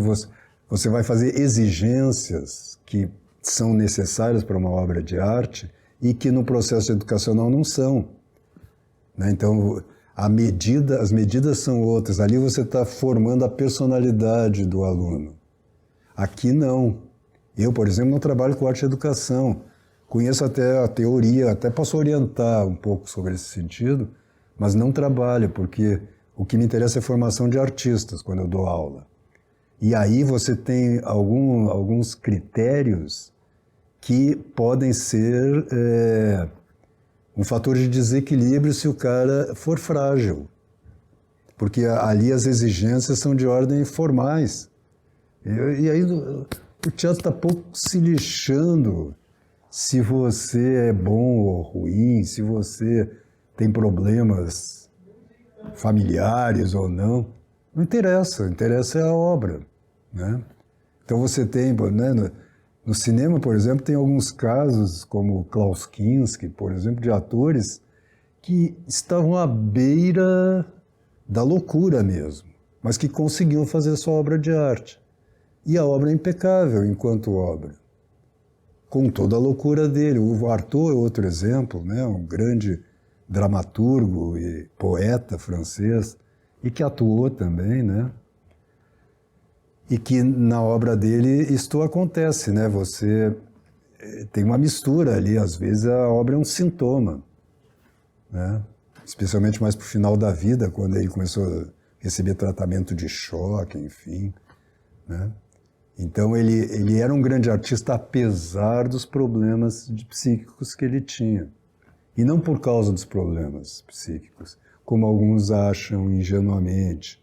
Assim, quanto mais maluco o cara for, melhor artista ele é. Não tem uma relação direta, não. Malê, a expressão alta cultura é mal vista por supostamente ser elitista. Você concorda com esse preconceito em relação a essa expressão alta cultura? Não concordo com o preconceito, mas concordo com o fato de que eu não diria elitista, porque quando se pensa elitista, pensa mais em termos de classes sociais. Sim. E não em termos de personalidade, pessoas. Você pode encontrar em todas as classes pessoas que absorvam obras da alta cultura, vamos dizer assim, e em todas as classes pessoas também que sejam incapazes de absorver. Uma pessoa, ela exige por um lado, um comprometimento com a própria cultura. Para absorver obras da alta cultura, né, você tem que absorver obras da baixa cultura e da média cultura também. Você tem que se dedicar àquilo, dedicar sua vida a isto, né? O que acontece é que muitas vezes essa alta cultura é usada por pessoas que na verdade não têm cultura como uma espécie de adorno, né? Então a pessoa vai a um espetáculo do Peter Brook para dizer que foi ao espetáculo, né? Para citar. Então as pessoas fazem isso. Então tem muito enganador aí na cultura, dizendo que conhece a alta cultura, mas que só tem a informação dela. Isso não é cultura, né? Essa ideia é um fio de navalha aí, né? As pessoas que a alta cultura ela exige mesmo um comprometimento com a realidade. A gente nunca deve esquecer que cultura vem de culto e vem de cultuar também e de plantar, né? Então a cultura é uma espécie de semeadura que a gente vai fazendo em nossa própria alma e que vai se desenvolvendo, crescendo, é orgânica. E essa quantidade de informações e de referências que as pessoas têm de grandes obras de arte, muitas vezes são muito incultas. Na verdade, as pessoas elas têm uma espécie de ignorância adornada e que engana as pessoas mais ingênuas, que não têm contato com a alta cultura de fato. Mas ela é para uma elite no sentido de que ela é para poucos, comparando com o resto da população, porque exige muito esforço, dedicação, sacrifício, né, que a maioria das pessoas não está disposta a dar. Você disse que para acessar essa alta cultura é necessário também ter acesso ao joio, digamos assim, né? Sim. Por quê? Eu não entendi bem. Qual é a ideia por trás disso? Não, eu não usei bem joio, mas assim, a baixa cultura... Eu usei joio porque você falou de cultura de cultivo, eu lembrei da metáfora da Bíblia. Não, mas tem um pouco isso, porque num primeiro momento você vai absorver, você não tem referências. Você está absorvendo a cultura, e se você ama a cultura, por exemplo, eu li quando eu era jovem, assim, adolescente, eu li tanta porcaria. Por quê? Porque eu não tinha alguém que me orientasse e me dissesse, olha, isso, né, fizesse uma educação ali. Então eu fui mesmo às apalpadelas. Mas ao mesmo tempo, mesmo depois que você já tem muitas referências, ainda assim você tem que saber o estado de coisas da própria cultura em que você está vivendo. Claro que você não precisa ficar lendo tudo, você vai aos poucos tendo critério. Mas você também pode descobrir coisas que não são alta cultura, mas que te agradam. E você manter... Agora mesmo eu dizia, eu vim ouvindo Rita Lee no carro, sabe? Que é assim, em parte, eu gosto ainda, eu digo, às vezes ela tem um achado, tem um verso que eu digo, putz, isso aqui é um achado, né? No nível dela, não vou comparar a Rita Lee com Camões, né? Mas... conhecendo Camões, conhecendo Manuel Bandeira, conhecendo Rita Lee, você consegue ver um verso lá da Rita Lee que diz, putz, isso aqui está acima do resto de tudo que ela está fazendo, né? Então era mais nesse sentido. Hoje, por exemplo, eu não estou absorvendo a maioria da coisa que se produz em termos de cultura de massa. Não dá. É intragável, né? E acho que não faz bem para ninguém. Então, esse aí não seria nem o joio, aí seria assim, o lixo que está ali. Seria a praga. A praga, A minha geração, acho que mais do que a sua, foi educada com a TV aberta, enfim. Na sala, ligada, quase o dia inteiro, aquela confusão. E a impressão que eu tenho, e acho que você concorda com essa parte pelo menos, é que aquele que fica consumindo, ou ficava, era mais comum antigamente, né? Esse conteúdo ali, sem ter liberdade, ou seja, é uma pauta, uma grade já lembra cadeia, né? É uma grade que você vai seguindo, né? E isso, de algum modo, influencia você, e isso foi programado por alguém. Sim. Na sua opinião, a liberdade que temos hoje, com as TVs fechadas, com os streams, com o YouTube, é um modo de fugir disso, ou essa fuga é só uma ilusão? Não, eu acho que eu não diria nem necessariamente uma fuga, até porque essas gerações mais novas ainda já não tiveram essa TV aberta tão determinante como foi aqui no Brasil, né? Porque isso é um caso, eu acho que também específico do Brasil, de uma emissora ter tanto poder sobre o imaginário de um povo, né? Isso foram uns 12, 15 anos em que isso foi mais forte. Então eu acho que ela é uma oportunidade mesmo. Eu acho que a internet, nesse sentido, veio para enriquecer as pessoas, sabe? Elas ainda não têm muita referência, então não aproveitam muito das possibilidades que isso oferece, né? Se você pegar essas programações de streaming hoje, você vê assim que ainda o que é bom mesmo é o que? 5% do que está sendo oferecido. Tem muita porcaria sendo produzida. Mas também tem o fato de grandes roteiristas, grandes escritores terem migrado mesmo do cinema e do teatro para as TVs a cabo, né? E agora até para algumas empresas mesmo que começaram a investir nisto, né? Então você vê assim, teve essa série Chernobyl, né? Que eu acho que é da HBO, eu acho, não me lembro. Mas é de uma empresa aí grande e que é de altíssimo nível em termos de roteiro e de realização, né? Então, o problema sempre fica essa questão aí de separar o joio do trigo, né? Tem muito joio, né, nesses meios, no próprio YouTube, né? Mas se você tiver critério, e eu acho que isso é uma coisa necessária, tem que ter pessoas que deem esse critério. Vocês estão fazendo isso aqui na Brasil Paralelo, mas não só vocês, tem outras pessoas, né, que estão trabalhando nesse sentido, de fazer a seleção. Você não pode esperar também que o homem comum faça uma seleção do que é bom em termos de produção cinematográfica. Não dá. Tem que ter especialistas no assunto. Não tem tempo, não tem critério, né? Não tem, né? Então eu vejo como positivo, eu acho que a internet veio, assim, Deus dá o frio conforme o cobertor. E acho que a internet veio, imagina se nós não tivéssemos essa possibilidade de inter-relação hoje em termos mundial. É claro que, ao mesmo tempo, ela é instrumento, né, dos poderosos, né, enfim, das pessoas que estão trabalhando no sentido de dominar, de conduzir as pessoas para os seus objetivos, não levar as pessoas a encontrar o próprio sentido da sua vida, né?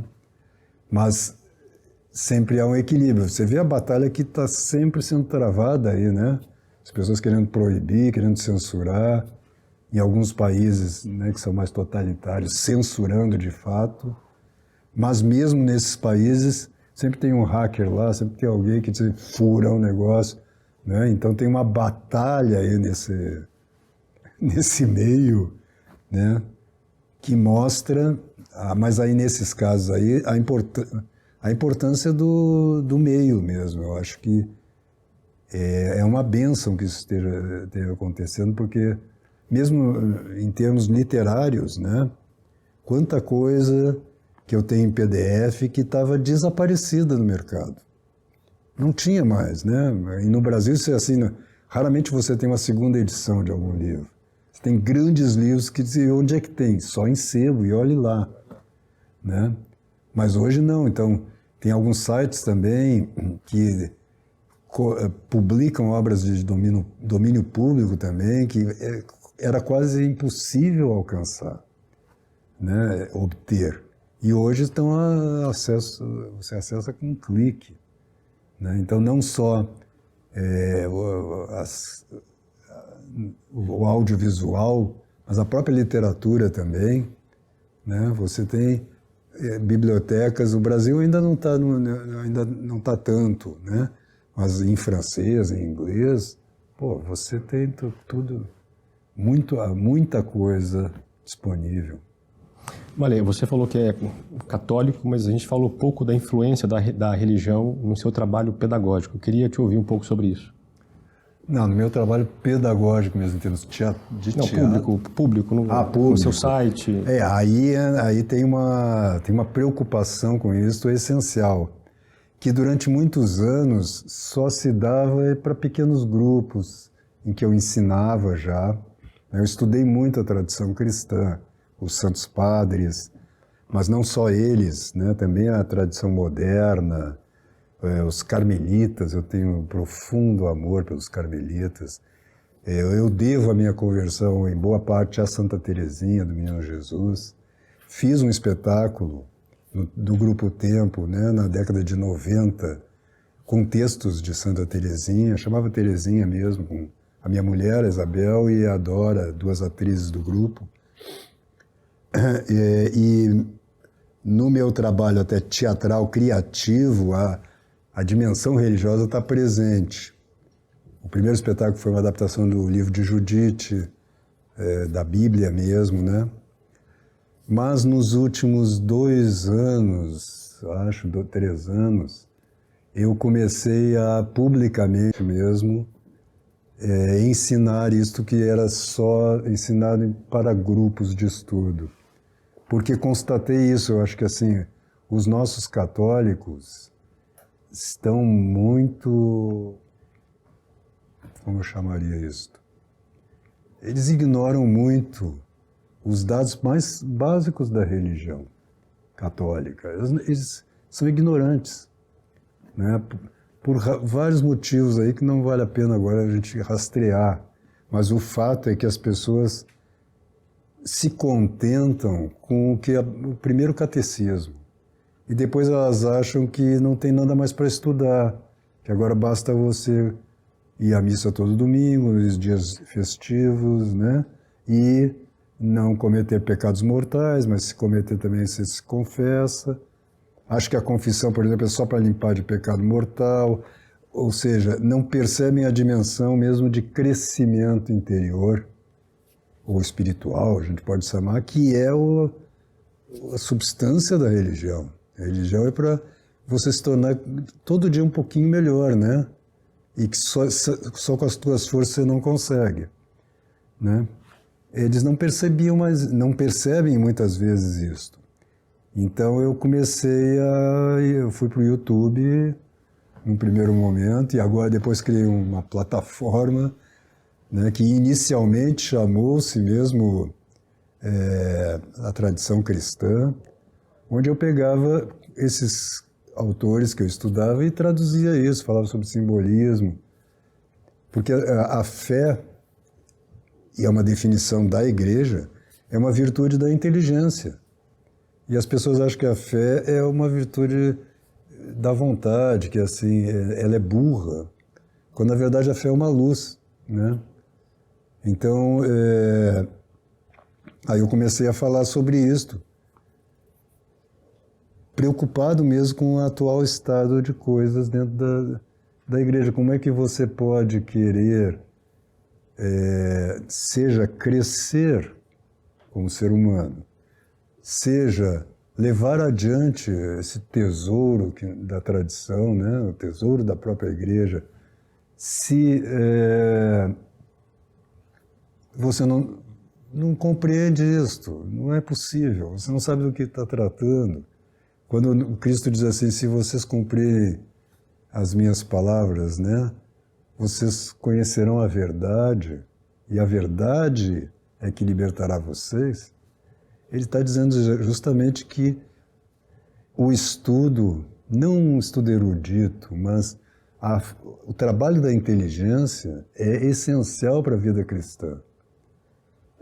Nós perdemos isso aí de vista. Então, eu do meu tamanho aqui, porque tem outras pessoas, né, eu acompanhei desde o início o trabalho do padre Paulo Ricardo, por exemplo, que também foi nesse sentido. Mas por ele ser padre, pela linguagem que ele usa, etc., ele atinge já pessoas que estão em contato com a religião, né? E eu queria falar mesmo para o homem comum, mesmo o homem que não tem religião, ou que está afastado, e que se afastou muitas vezes com razão, porque A liturgia muitas vezes está muito desordenada, né? As músicas são execráveis muitas vezes, você ouve aqui, isso aqui não pode ser sério, né? Então, esclarecer um pouco as pessoas nesse sentido, e como eu estudei muito e tenho essa vocação, talvez assim, a minha vocação fundamental seja ensinar. Ensinar o quê? Ensinar o que eu já estudei, o que você quer saber? Né? Se estiver ao meu alcance, eu posso falar. Então, eu sou fundamentalmente um professor. Então, decidi fazer isso um pouco assim no espírito do Cristo, quando diz, ide primeiro as ovelhas de Israel. Eu me senti um pouco, olha, eu estou falando para as pessoas de fora, tentando trazê-las para a igreja, mas estou percebendo que as pessoas da igreja também estão precisando estudar. E vejo que a dificuldade é grande, porque a maioria não percebe isso. A maioria pensa que, assim, a religião é uma espécie de código moral, né?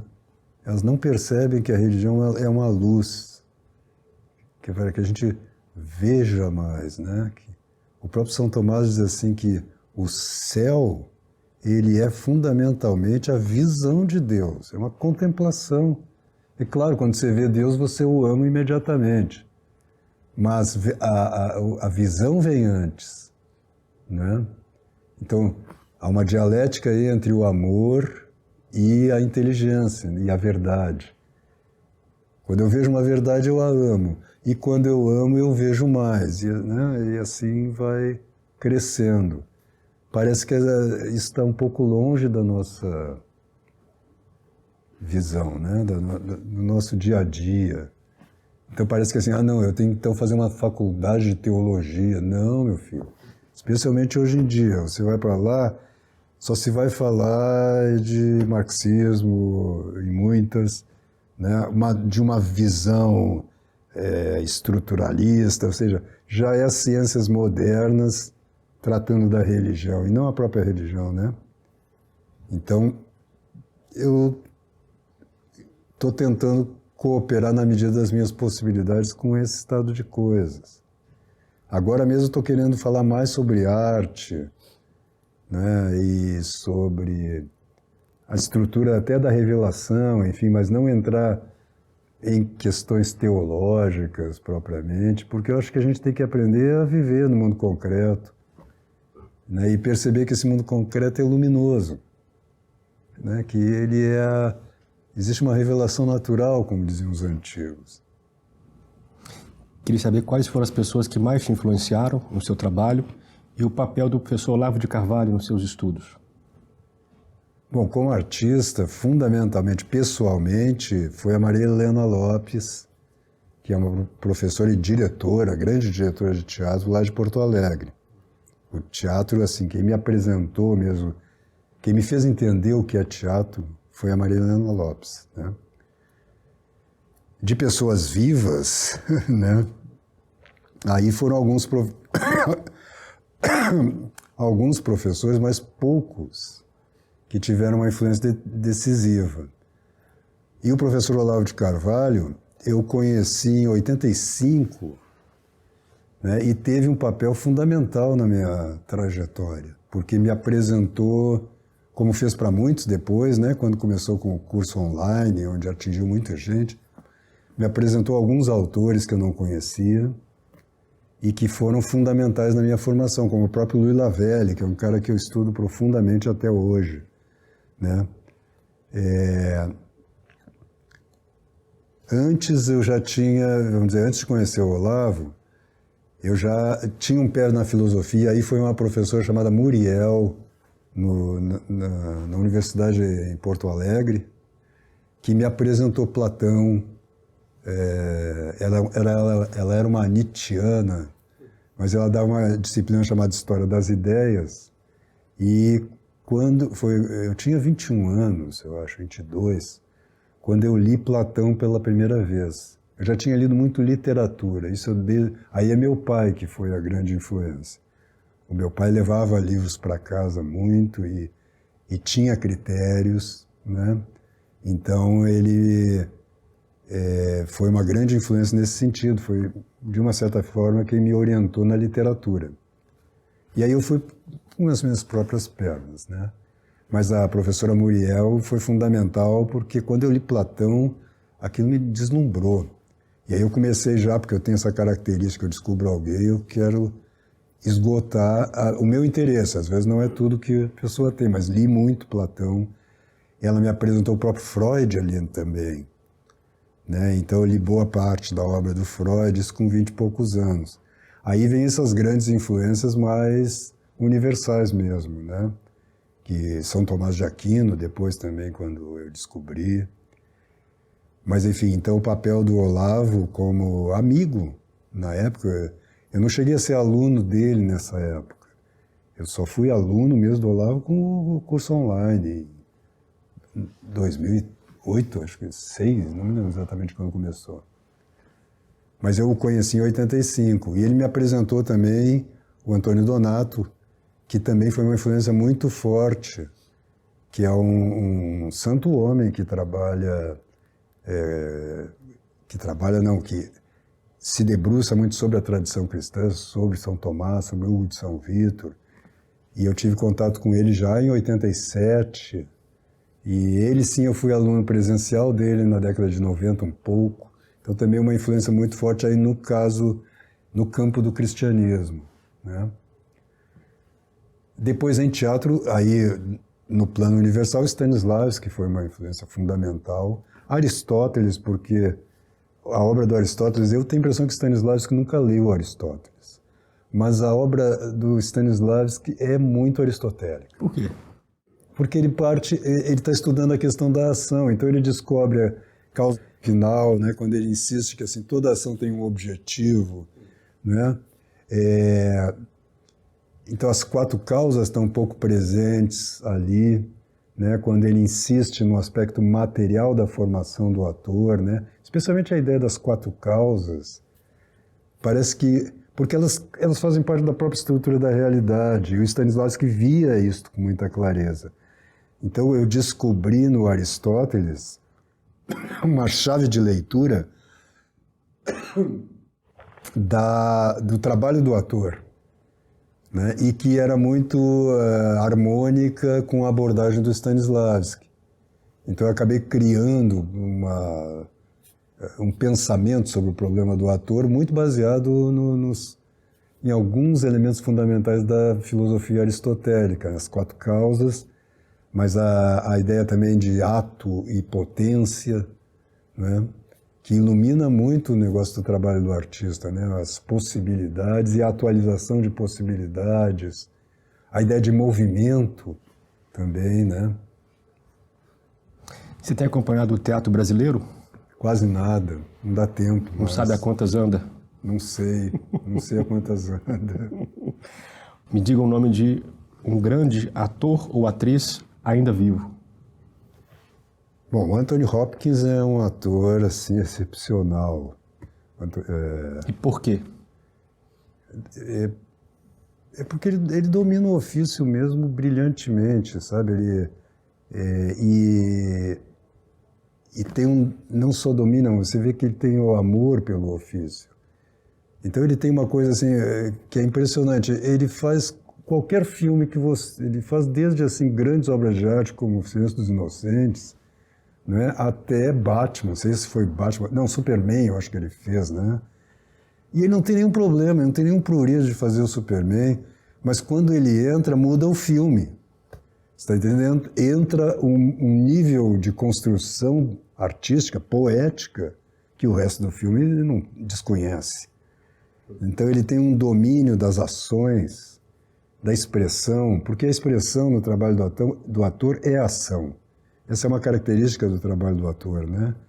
O ator não tem instrumento. Ele tem matéria, que é o seu corpo, né? E ao contrário do que as pessoas ingenuamente pensam, e o próprio Stanislavski às vezes escorregava e dizia, ele não vive as emoções, não é viver as emoções que expressam uma emoção, mas é uma ação corporal que me dá a forma dessa emoção. Claro, quando eu faço isso, de uma certa forma, eu experiencio uma coisa parecida com aquela emoção, né? Então, se eu me coloco um pouco aqui, numa coisa mais tristonha, eu experiencio algo parecido, mas eu estou agindo, não estou triste, né? Então, a vivência das emoções é um erro, se você pensa em termos de trabalho de ator. O Hopkins é um cara que sabe disso perfeitamente, né? Você vê e um dos trabalhos mais brilhantes, porque o filme também é brilhante, dele é O Silêncio dos Inocentes, onde você vê que com um gesto de mão, às vezes, ele te dá já toda a situação. Ou um momento em que ele faz, né? Ele vai se despedir da Clarice, né? E ele faz... que é um mínimo, assim, e ele te dá tanto o desejo do canibal, quanto uma espécie de afeto que ele tem por ela, vem tudo ao mesmo tempo. Então é muito sofisticado. Essa história isso que você disse de viver as emoções, que não é recomendável para o artista, não é isso? Não funciona, aí, né? Isso me lembrou uma aula do professor Olavo de Carvalho, em que ele mencionava a ideia de que os artistas brasileiros, pelo menos hoje, aliás, não é só no Brasil, né? Os atores em geral e atrizes acabam caindo muito facilmente em campanhas aí, né? Campanhas ambientais, campanhas, enfim, Sim. Geralmente campanhas mais progressistas. Sim. Você vê esse problema? Isso tem a ver com o ofício do ator ou tem a ver com o nosso tempo? Não, tem a ver com o nosso tempo, eu acho. É que o Nelson Rodrigues também tem muitas páginas sobre isso, que ele reclamava. Ele dizia que os atores tinham que ficar confinados nos teatros, porque quando eles saíram de lá, eles começavam a dizer bobagem. Eu acho que é do nosso tempo também um pouco, mas nem tanto, já faz tempo, é que o cara tem um domínio sobre a expressão artística e aí ele ingenuamente acha que ele está entendendo outras realidades que estão fora do âmbito artístico, né? E o público, aí sim é mais do nosso tempo, né? Pelo fato do cara ser famoso, o público também acha que o que ele diz tem valor. E não necessariamente, se ele nunca estudou o assunto, ele vai dizer bobagem. Mas ele pode levar uma multidão atrás dele, não é isso?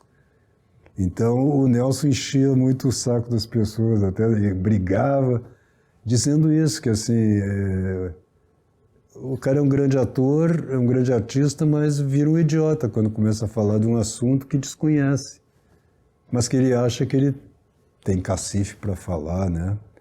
Então acho que é um pouco geral, mas eu acho que no nosso tempo isso piorou muito pelo status que o artista adquiriu na modernidade, né? Você vê um Racine, o Racine era um funcionário do rei, ele não tinha essa bola toda, né, que hoje se dá aos artistas, né? Então ser artista, você vê, mesmo há 60 anos atrás, a profissão de artista era mal vista. A Dercy Gonçalves falava muitas vezes sobre isso, né? Dizia daquele jeito dela, a gente tinha carteira de puta, né? Porque elas não tinha um filho que dissesse que queria fazer teatro era mal visto pela família, né? E muitas vezes impedido de fazê-lo. Hoje em dia não, porque as pessoas têm como referência o que? A televisão, os canais a cabo, enfim, pessoas que enriquecem formidavelmente sendo artistas, e às vezes medíocres. A música, né, hoje em dia também é muito... Hoje é o contrário, hoje os pais querem colocar criança de 3 anos para protagonizar no YouTube, né? Exatamente, exatamente. Porque aquilo ali pode ser um fator, né, de enriquecimento. Mudam-se os tempos, né? Sim. Estamos caminhando para o final da entrevista, Malé. No comecinho do livro da interpretação, Aristóteles diz que a voz, os sons da voz, são o símbolo das paixões da alma, né? O símbolo do que está dentro de nós. Uma pergunta provocativa para você. O que a nossa voz mostra sobre nós e o que ela esconde? Olha, a voz, a não ser que você seja um profissional, né, da área, eu digo mais da área expressiva, um artista que trabalha mesmo com a voz, e aí ela pode enganar, a voz e não as palavras, ela, em geral, revela mesmo o estado, né? Quer dizer, essa coisa quando você vai falar e embarga a voz, ou então, né, você tá com receio e começa a falar, eu queria falar contigo, mas, né, o ritmo, o tom, os elementos materiais, sonoros da voz são muito reveladores, né? Agora, as palavras, o discurso, ele pode ocultar, né? Então você pode, é muito comum, e a gente sabe disso pelo menos intuitivamente. Muitas vezes alguém está te dizendo uma coisa e você está percebendo que tem outra coisa por trás. Aonde você capta Fala isso? logo, né? Fala logo, você vê. Tem alguma coisa que... Esse alguma coisa é transmitido não só pela voz, pelo corpo também, né? Pelas ações, a maneira de agir, a maneira de se aproximar, às vezes de um tapinha nas costas, que você percebe tem outra coisa aqui, né? Então não é só a voz, o corpo é muito revelador, né? Se você se habitua, e eu passei, 30 anos da minha vida, quase 40, vendo pessoas agindo em cena, ou em sala de ensaio, e tentando entender o que estava acontecendo. Então você vai ganhando uma acuidade mesmo do olhar, né? Então não só a voz, mas especificamente a voz, ela revela muito sim, mas não é através das palavras. Através das palavras, ela pode revelar, mas ela também pode esconder, né? Eu costumava dizer que a máscara cotidiana, ela esconde, né? E a máscara teatral, ela revela. Quando se diz mascarado, você está usando o ator aí como uma metáfora, porque não é correta essa ideia. Porque no teatro, a máscara ela é reveladora da alma. E quando a gente usa uma máscara cotidiana, a gente está escondendo alguma coisa, não revelando, né? Eu acho que isso vale também para o discurso, né? A gente percebe pela própria construção do discurso, mas é mais difícil de perceber as contradições, né? Quando há falsidade, vamos dizer assim, né? Quando a pessoa está falando com o coração na mão e quando ela está escondendo alguma coisa, né? Mas já é mais, isso vamos dizer, já é um elemento discursivo e simbólico. Quando na voz não, ela é um simbolismo natural, vamos dizer assim, né? Muito bom, Malê, muito obrigado pelo seu tempo. Eu que agradeço, foi um prazer papo. conversar com você. E a você que chegou até aqui, muito obrigado pela sua audiência e não se esqueça de se cadastrar para receber as informações do grande filme sobre segurança pública que a Brasil Paralelo está produzindo. Ele se chama Entre Lobos, como eu disse, e estreia ainda este ano. Para saber mais, clique no link da descrição desse vídeo ou acesse o site entrelobos.com.br. Um abraço e até o próximo Contraponto. Nós vamos provar que você pode tranquilamente colocar corrupto na cadeia. Lula preso por crime comum. Ainda tem o agravante de Lula que não gosta de trabalhar. O Lula está dentro do sistema. E eu acho que fazendo isso nós iríamos terminar a inflação nesse país a curto espaço de tempo. O Brasil vai voltar a crescer e o brasileiro vai ter de novo orgulho no seu país.